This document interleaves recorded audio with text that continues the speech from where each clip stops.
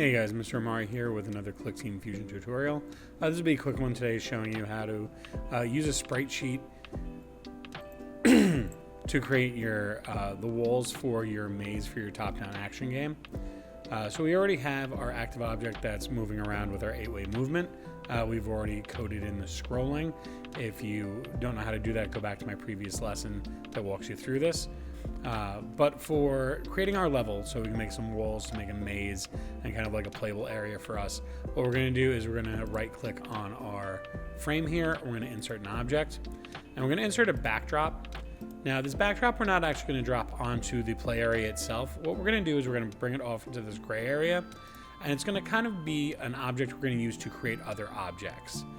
What I'm going to do here is first I'm going to click into it because I don't want this to be the image. I want to use our sprite sheet to be able to select out one of those sprites. So I'm going to clear the way we've known how to do. I'm going to open up a new image. And I'm going to open up the tile map that is available on the Google Classroom. Now, when you do this, this is what's called a sprite sheet. I'm going to go through this in a second. The most important thing here is we want to be able to pick what color is going to wind up being transparent, meaning this has a white background behind it. If you look at like the gray one I'm looking at here, this should be an empty hole in the middle, not like a white box. So what we're going to do is we're going to go where it says transparent color, hit pick, and put the eyedropper right in the middle of that, and then hit OK. Now you'll see that those areas are transparent, so they have it a bit see-through. Now what we want to do is we're going to pick one of these squares to be the tile that's going to be for our walls or our background. So since we're focusing on making our walls here, I want to make like a stone wall, and I like this texture here. I'm going to zoom in a little bit for us here.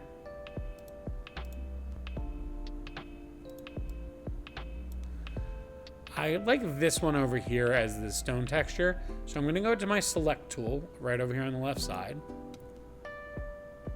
And I'm going to go into the top left corner of the sprite that I want to use. And I'm going to select that square. And you'll see the little marquee with the bounding boxes go around it. Then all we have to do is simply go over to the crop tool here. And we'll crop it down to what we want to use. Now, once I have it like this, I can just hit OK. And we can see that this backdrop tile is made this way. Now, if I take this backdrop tile and start stretching it, it'll stretch the whole thing. We don't want to do that. What we want to do is we want an easy way to kind of repeat this block again and again and again without having to overload our game with like 1,000 different blocks. So what we're going to do is we're going to right click on this backdrop that we made, and we're going to go to where it says create. And you're going to see you have three options here. We're going to create a quick backdrop object. Now, you'll see it makes a crosshair, and I'm actually going to put this on my play area. And now what our quick backdrop object does is it creates a sprite where it'll repeat the exact size of our backdrop object again and again and again, exactly the size as it was. Basically, it acts as almost like a little stamp. So if I click on it, wait a second and click on it again to get the bounding boxes, when I adjust the size of it, it basically cuts off or adds in more of these tiles. So if I want to make a wall across the top of my entire play area here, I can go ahead and do that by going ahead and just dragging it all the way across. And then if I want the same thing on the bottom, I can go ahead and make another one of these. I can clone the object by right-clicking on it, hit clone object. And it'll give us another one, and I can bring this and change the size of this. Make another wall over here. I can change how tall it is, how many blocks there are of it. And this way I can start creating kind of the maze that's going to be my game. Now we have to be careful here. If we create way too many of these, we're going, like with cloning it, we're going to overload the system, but you should be able to, without too much of a problem, be able to build out a decent maze here, or like level setup for you to be able to work through. So this is my kind of terrible example here. It's kind of all very basic. Now our problem here is when I go to run it, when I go to run it, the walls are not stopping me because I have not made them solid objects yet.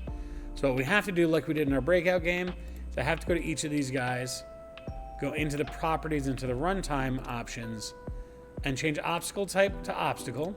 So I need to do that first for all of these.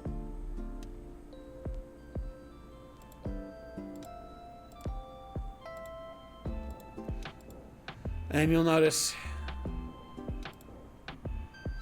that it still doesn't create the walls for us, because even though it's being seen as an object by the program itself, my active object doesn't see it as something to stop when it touches. So what we're going to do is we're going to go into our event editor.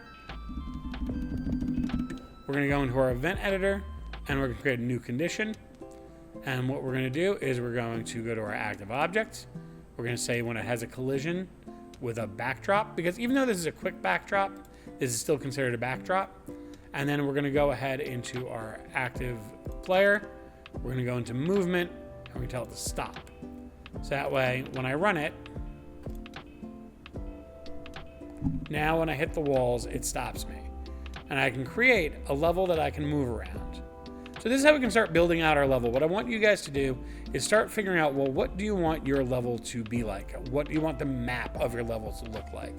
One suggestion I can give, you can start taking a look at some of your favorite games. If there's any 2D action games like the original Zelda games, or like Gauntlet like we were looking at, or even if you look at some of the multiplayer maps of popular online games that you play, if you find like top-down views of those maps, you can find like the layouts of them and like try to get some inspiration from games you enjoy playing and try to like emulate what makes moving around those levels fun.